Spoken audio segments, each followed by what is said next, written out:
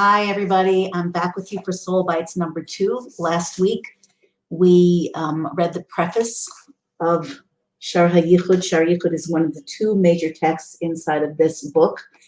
The book, as I think I explained, is written by the Midler Rebbe, the second Rebbe of Chabad. And it is printed according to the Lubavitcher Rebbe, who asked that it be printed with the commentary of one of the greatest, holiest, most brilliant followers of the Midler Rebbe, Rabbi Hill of Parich, the Paricher. So depending on how far we get, sometimes I'm going to be reading the text itself, sometimes the commentary.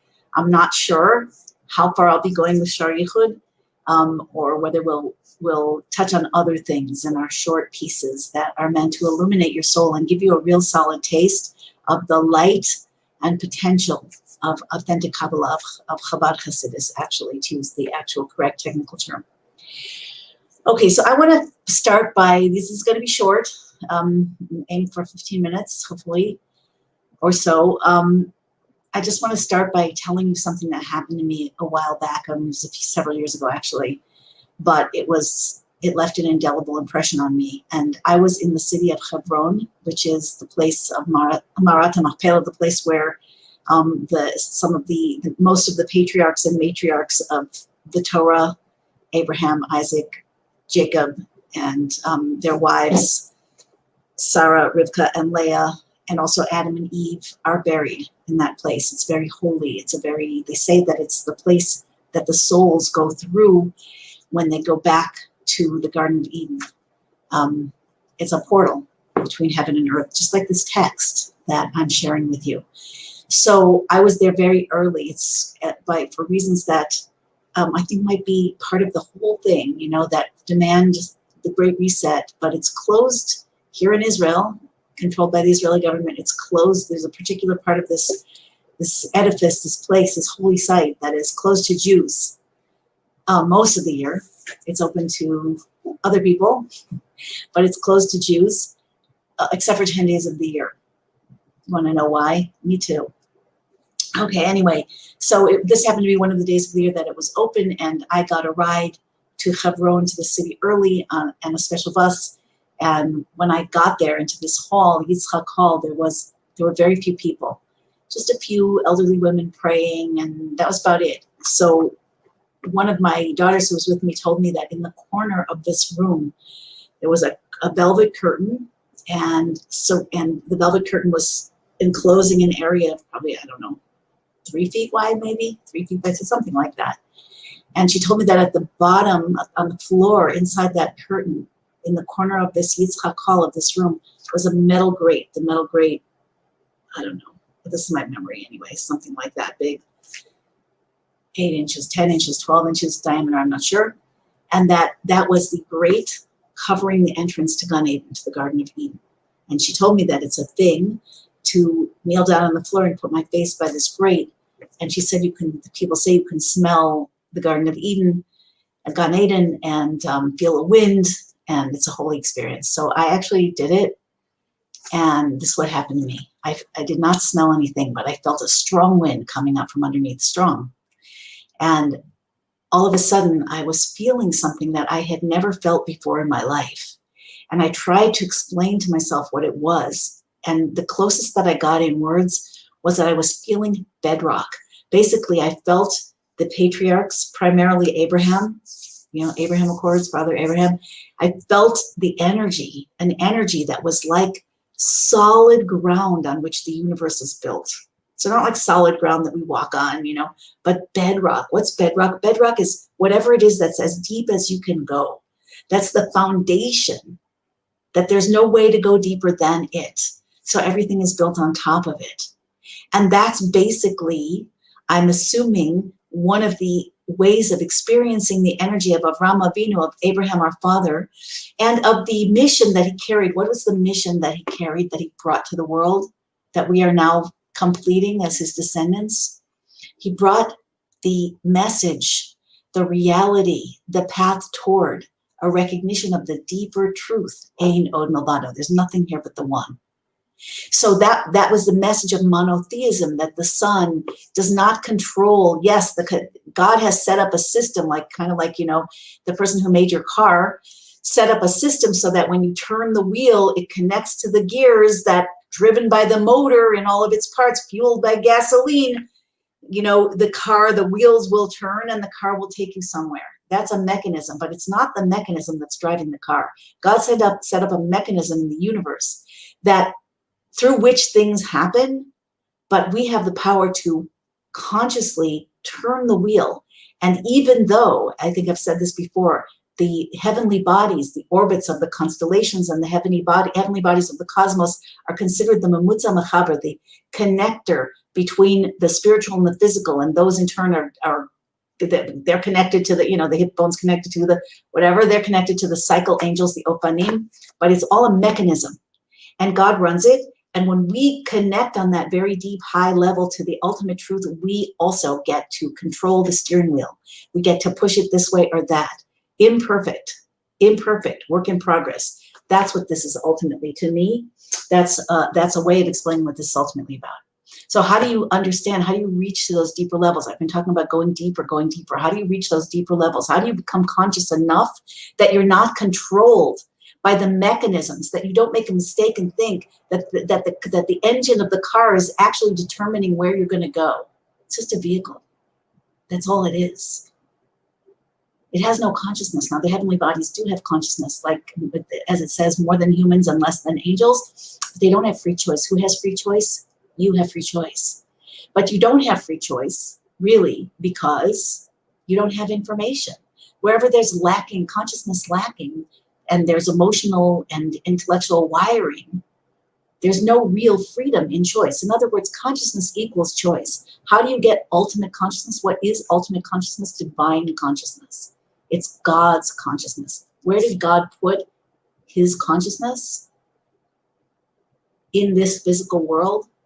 Well, first of all, it's hidden within the mechanisms of everything, but primarily it's revealed in the mystical Torah, in the Torah in general, and in the mystical Torah on the deepest levels. Mystical Torah being authentic Kabbalah and Chassidut. So this book is called the Sefer Hisbonenus, which is the book of contemplation.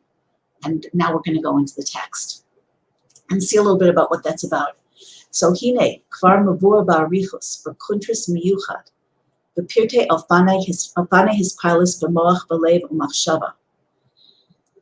Okay, so he's saying, the Mittler Rebbe starts by saying, I already explained at length in a particular compilation of writings, a special one, which is, he doesn't say it here, but it's known as Kuntras Hispalus or Hispalut. In a special collection of writings, I explained, the Mittler Rebbe says, in detail, all of the details of the different ways in which people can be spiritually moved, emotionally, spiritually excited. We are all, we all have passion. We all get excited by different things. Sometimes it's a movie or a book. Sometimes it's, something that happens or doesn't happen, or something that happens that, a way we didn't want, a way we did want. We get moved. In particular, he's addressing the idea of being moved, spiritually moved by an awareness of God in your own soul. So in this special book, not the one we're reading, but the one that he's referring to, he wrote about all the different ways people can get excited about spirituality that will not take them to the ultimate source, will not do the job.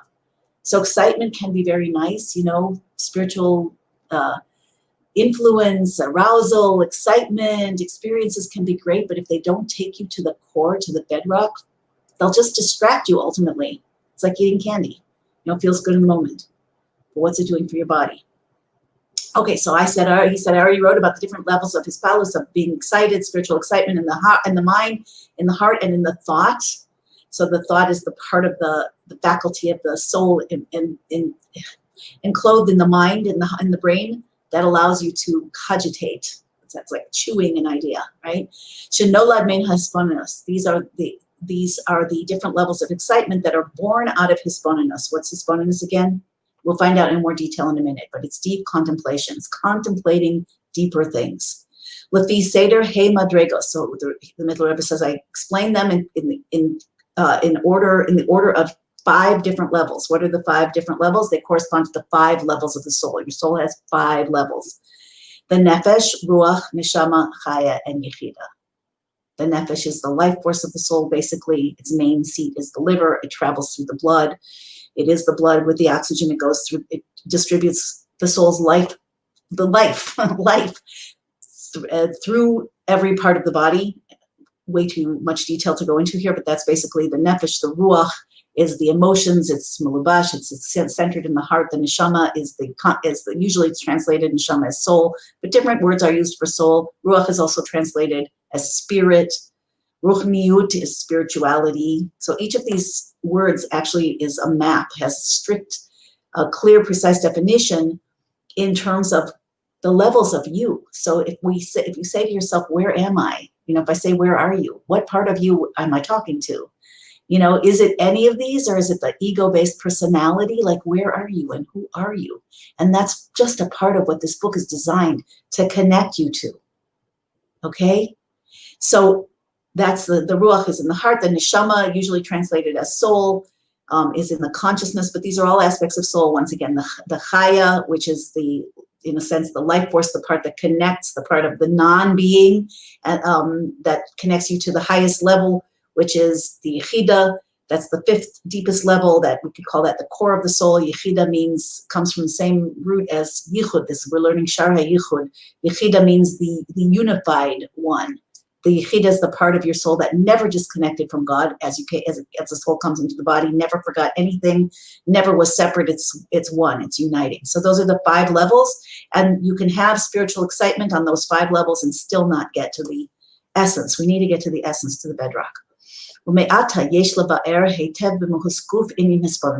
to understand the path forward, we have to explain really well, what is hisbonenus? What is the path?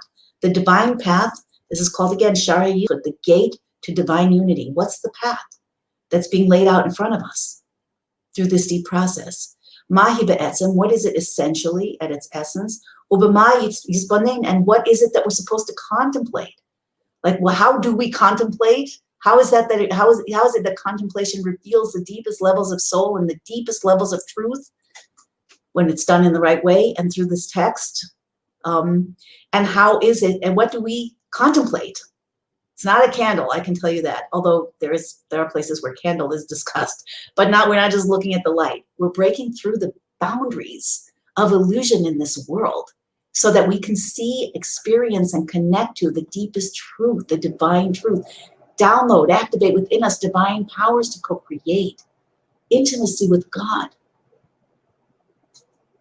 Swimming through that deeper level. I think in the last class I talked about the tsunami, the diver who was below, maybe that was in the going deeper, I don't remember, live stream. The diver who was underneath the water during the tsunami in Indonesia in 2004 came up, like everything was peaceful under there, came up and saw that there had been total devastation, but he was totally safe. I'm not saying we want to look at devastation, but we got to go deeper. Anyway, so what is hisbonenus in essence, and what are we contemplating? What is the path forward? V'hine mehus hisbonenus be'etzem, hu inyan histaklus hachazaka ba'amkos ha'inyan. Hisbonenus, by definition, contemplation that will get you deeper. Again, go deeper, go deeper, go deeper. Is a strong gaze. Histaklus chazaka. It's a firm, strong looking, like you're staring.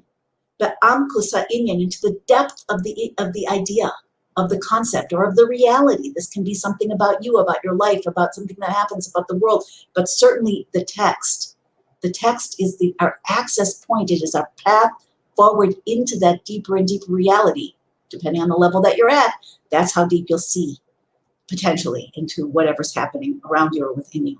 So it's a strong stare into the depth of the thing. Don't be satisfied. Don't believe in what you're told on the surface or what you see. V'la'amod alav harbe, and to stand on it for a long time, a lot, like really to connect. Ad sheyavinoto al borio, until you can understand it really, really well. B'chol chelkav, in all of its different aspects, we tend to see in one perspective. Like sometimes I think of a slice, those beach balls that are multicolored, like we see one slice. We don't see anything around. Or like the 3 wise men with the elephant, one felt the tail, it's an elephant's a broom, one the trunk, an elephant's a snake, one the foot, it's a tree, the body, it's a mountain. Maybe there were 4 of them, I don't remember. But it wasn't any of those. It was something much different. And so was everything, everything, everything. And so are you.